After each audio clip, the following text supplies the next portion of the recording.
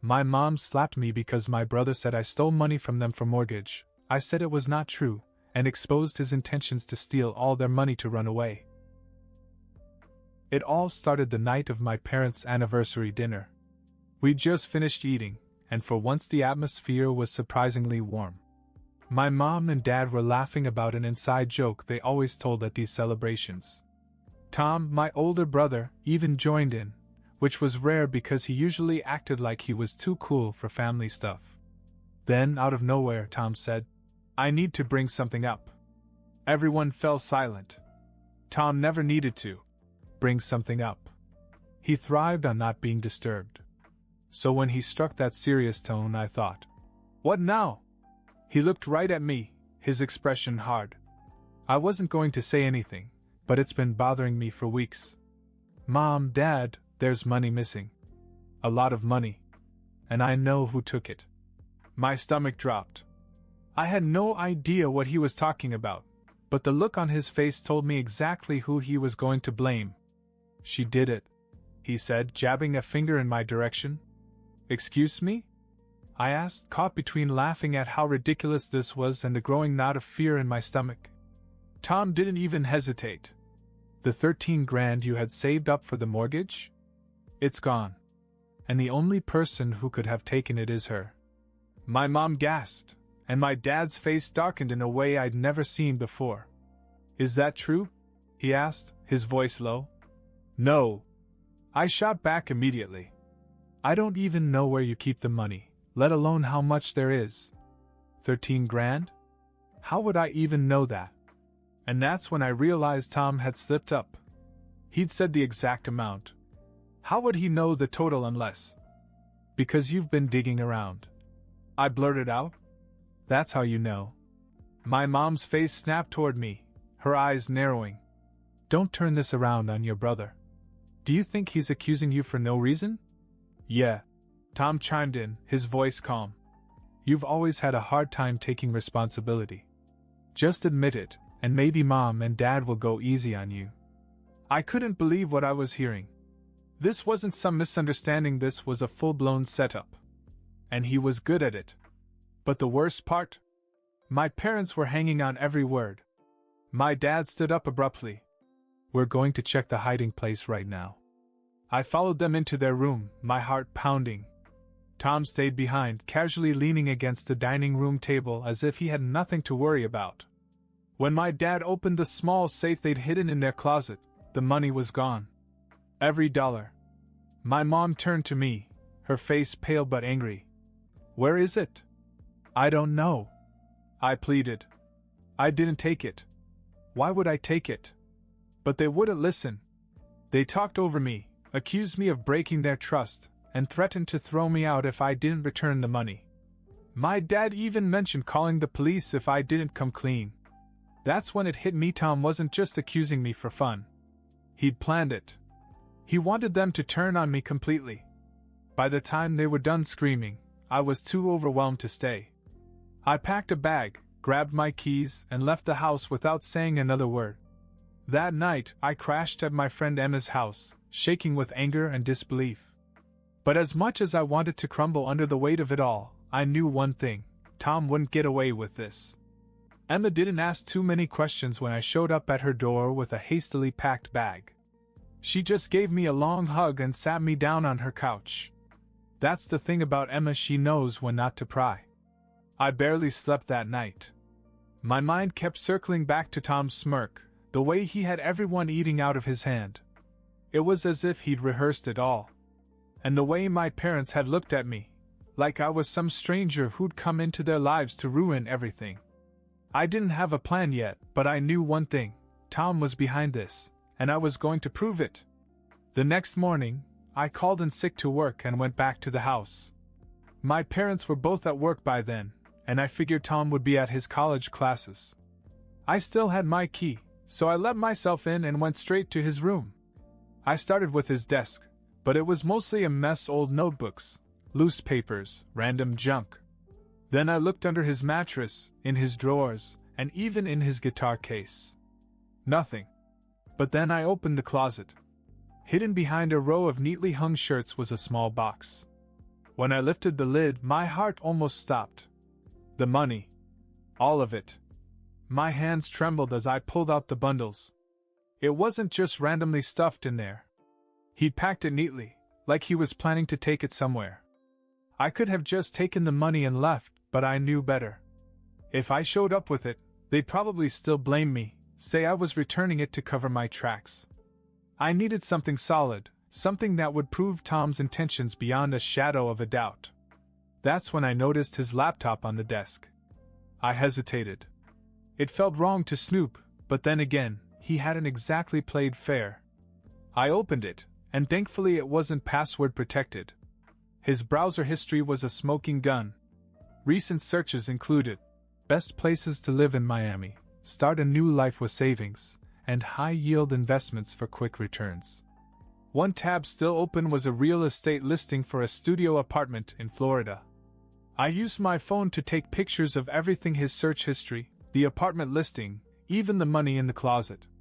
I wasn't leaving anything to chance. Then I put everything back the way I'd found it, and left. When I got back to Emma, I showed her the evidence. She stared at the pictures in disbelief. He was going to run away with the money, she asked. Looks like it, I said. And he was going to make me take the fall for it. Her face hardened. What are you going to do? I thought about it. Part of me wanted to confront him alone, to demand answers. But then I realized he'd just twist the story like he always did. No, this time I needed everyone in the same room: Tom, my parents, and me. I'm going back tonight, I said. And I'm going to finish this. I spent the rest of the day rehearsing what I was going to say. Every time I went through it, I imagined my parents' faces, how angry, how hurt they'd been. But this time I had proof. They had to believe me. When evening came, I called my mother. I kept my voice calm and said I needed to come home to talk. She didn't sound thrilled, but told me to come over after dinner. By the time I got there, Tom was already on the couch, scrolling through his phone like he didn't care. My parents were at the dining room table, cleaning up after their meal. The tension in the room was suffocating. My dad looked up first. What are you doing here? I need to talk to all of you, I said, stepping inside. It's important. My mother crossed her arms, already skeptical. If it's about the money, we've heard enough excuses. It's not an excuse, I shot back. It's the truth. And I can prove it. Tom looked up from his phone, his expression bored. Here we go, he muttered. I ignored him and took out my phone. First of all, the money isn't missing. It's in Tom's closet. That got their attention. My dad leaned forward. What did you just say? I said the money is in his closet, I repeated. $13,000, neatly packed in a box. I saw it myself this morning. Tom's face twitched, but he recovered quickly. You're lying, he said, shaking his head. She probably put it there to frame me. I held up my phone. Really? Then explain this. I flipped through the photos I'd taken, the cash, the closet, and finally the browser history. I laid out everything I'd found. My parents leaned in, their expressions shifting from confusion to disbelief as they looked at the evidence. Moving to Miami? High-yield investments? My dad said, reading one of the screenshots. He turned to Tom. What the hell is this? Tom sat up straighter, his face a mask of indignation. She's making this up. Do you really think I'd steal from you? She's just trying to cover her tracks. Why would I do that, Tom? I shot back. Why would I steal money I didn't even know existed until you accused me? That's when my mom spoke up, her voice low. You knew the exact amount, she said, looking at Tom. His face paled. That's right, I said, pressing the point. You said $13,000 before Dad even opened the safe. How would you know that if you hadn't already counted it? Tom opened his mouth, but no words came out. He was trapped, and we all knew it. My father stood over him. Tell me the truth, Tom. Right now. For a moment it looked like he might continue to lie. But then he deflated, sinking back into the couch. Fine, he muttered. I took it. Okay? I was going to put it back after I sorted some things out. After you sorted some things out? My dad repeated, his voice rising. You were going to run away with our money! Tom tried to explain, but my dad wasn't having it. He turned to my mom. Call the police. No, wait! Tom jumped up, panic in his voice now. I'm going. I'll leave right now. You'll never see me again. Just don't call the cops. The room fell silent. My father stared at him, his jaw clenched. Then he nodded. You're leaving tonight. Take your things and go. And don't come back. Tom stood frozen, as if he couldn't believe what he was hearing. And here. My dad reached into his wallet and pulled out a $50 bill. He slipped it into Tom's hand. For food. It's the last thing you'll ever get from me. Tom didn't say another word. He packed a bag and left that night, slamming the door behind him. After Tom left, the house was eerily quiet. My parents and I sat in the living room, the tension thick. I thought it was over. I had proven my innocence and Tom was gone. But something wasn't right. My father broke the silence first. I can't believe he did this to us, he said, rubbing his face. To his own family. My mom nodded, but her gaze was distant, like she was working through something in her head. We need to check the rest of the house, she said suddenly. I blinked. What do you mean? She stood, her movements sharp. If he was planning to run away, who's to say this is the only money he took? What if he's been stealing from us for years? My father's eyes widened and he stood up, too. You're right. Let's check everything. I didn't think they'd find anything else. Tom had already confessed, and the $13,000 was the big prize. But I followed them anyway as they searched every hiding place in the house. The safe in their room? Empty. The emergency stash in the kitchen cupboard? Gone. Even the little box my mom kept in the garage for odd money? Nothing. When we were done, the total was staggering. Tom hadn't just taken the mortgage money, he'd taken over $20,000 from every hiding place my parents had. My mother sat down hard at the dining room table, her face pale. How long has this been going on? I don't know, my father said, pacing the room. But I'll call the bank tomorrow. We need to check our accounts. If he got into them. He didn't finish the thought. I felt sick. As much as I wanted to believe that Tom had just made a terrible decision, the evidence was mounting that he'd been planning this for a long time. And then, as if the universe wasn't done with us yet, there was a knock at the door. It was almost midnight, and neither of us was expecting anyone. My father moved cautiously, opening the door just enough to see who it was. A man stood on the porch, dressed in a dark hoodie and jeans. He looked out of place, shifting nervously from foot to foot. Can I help you? My father asked, his voice suspicious.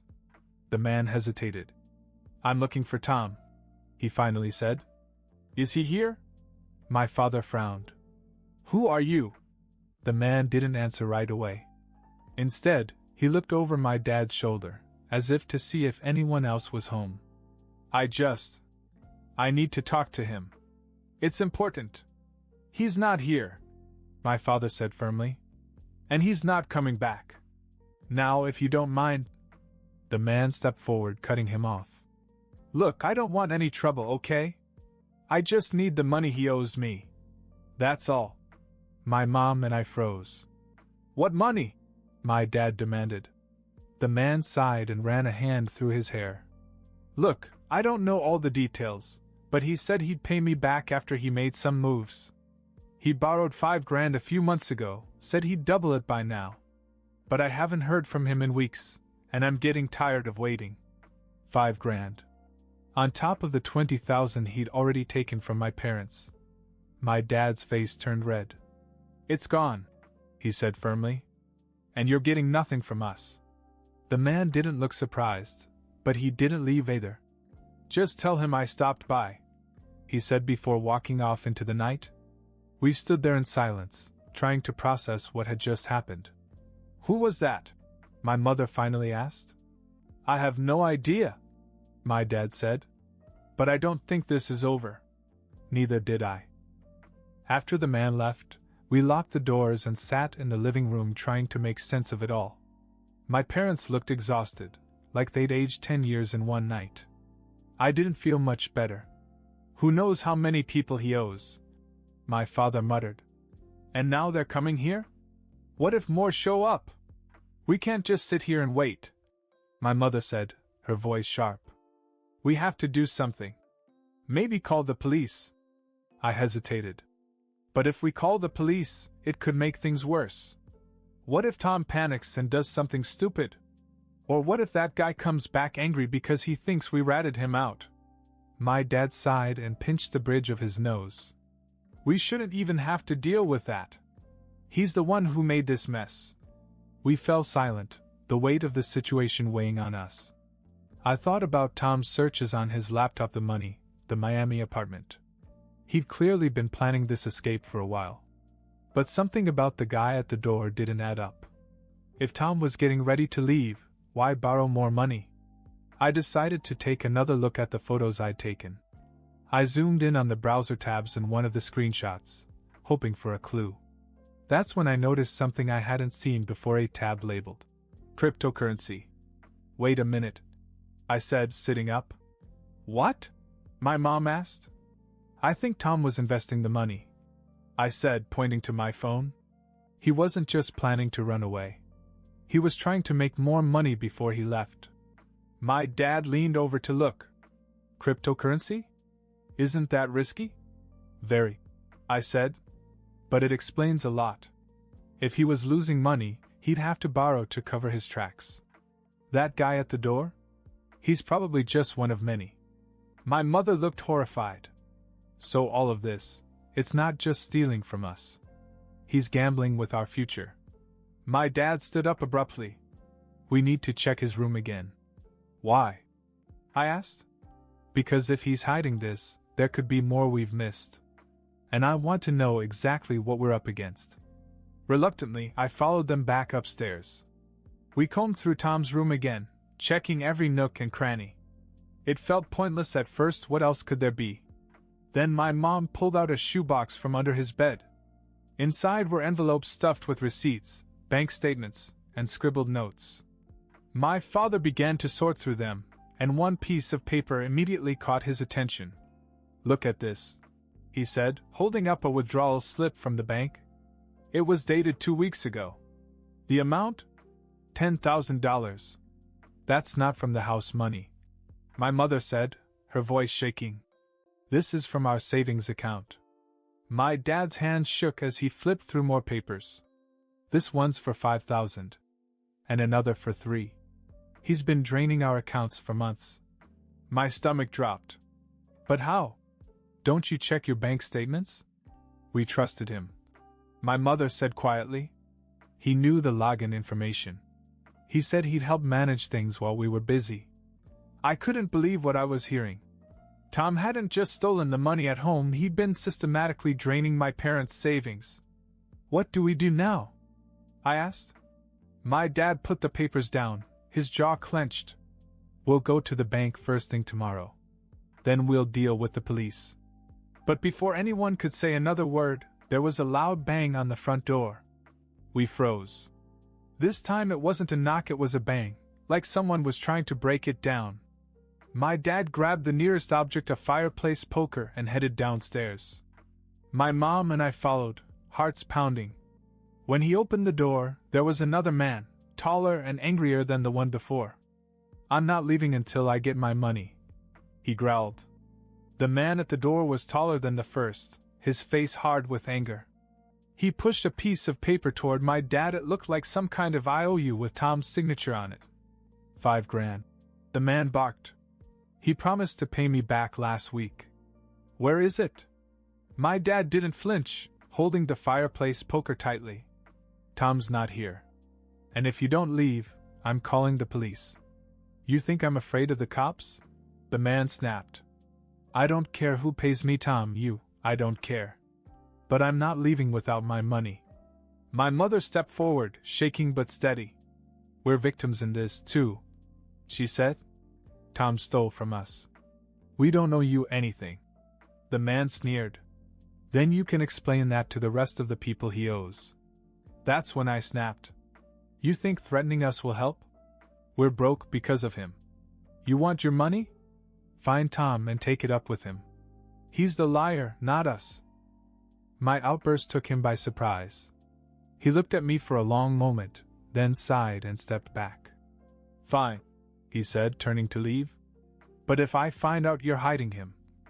He didn't finish the sentence before walking off into the night. After he left, we locked every door and window, the reality of the situation sinking in. My father slumped into a chair, the fireplace poker still in his hand. We can't wait any longer, he said. We're going to the police tomorrow. Tom has dug us into a hole, and it's time he paid for it. The next morning we went to the police station with everything: Tom's receipts, the IOUs, the photos of the cash, and the evidence from his laptop. The officer we spoke with didn't seem surprised. We've seen cases like this before, he said. The family trusts the wrong person, and things spiral out of control. We'll get a warrant for his arrest. Hearing those words was a gut punch. No matter what Tom had done, he was still my brother. But he'd crossed too many boundaries. It was time he faced the consequences. 2 weeks later they found him. He'd been living out of a cheap motel, using what little money he had left to stay off the grid. When they brought him in, he didn't deny anything. He admitted to stealing from us, borrowing from shady people, and planning to disappear. The trial was messy. Tom got a plea deal to avoid jail time, but was ordered to pay restitution to my parents and attend mandatory financial counseling. He also had to cut all ties with the people he owed money to, which wasn't going to be easy. As for us, the damage was done. With most of their savings gone, my parents were left scrambling to pay the bills and the mortgage. My dad had to pick up extra shifts at work, and my mom started taking on freelance gigs to bring in more income. I moved back home to help out. It was awkward at first, there were still so many raw emotions, but we worked through it. I took on more hours at my own job and started helping out with food and utilities. We sold a few things to make ends meet: an old car, some jewelry my mother had stopped wearing, and even some antiques my father had been collecting for years. It was painful to see these things go, but we had no choice. Slowly, we began to rebuild. It wasn't easy. Some days it felt impossible, like we'd never get out of the hole Tom had left us in. But my parents never gave up, and neither did I. We stopped hearing from Tom after his conviction. Part of me wanted to hate him, but mostly I just felt sad. He'd thrown it all away: our trust, his future, for what? A gamble that didn't pay off? Now, months later, things are finally starting to stabilize. My parents still struggle sometimes, but they're stronger than I ever gave them credit for. We laugh more now, if only to keep from crying. And me? I've learned a lot. About resilience, about family, and about the people you think you know. I don't think I'll ever fully trust Tom again, but I've come to terms with that. We'll make it. We may not have much right now, but we have each other. And that's enough.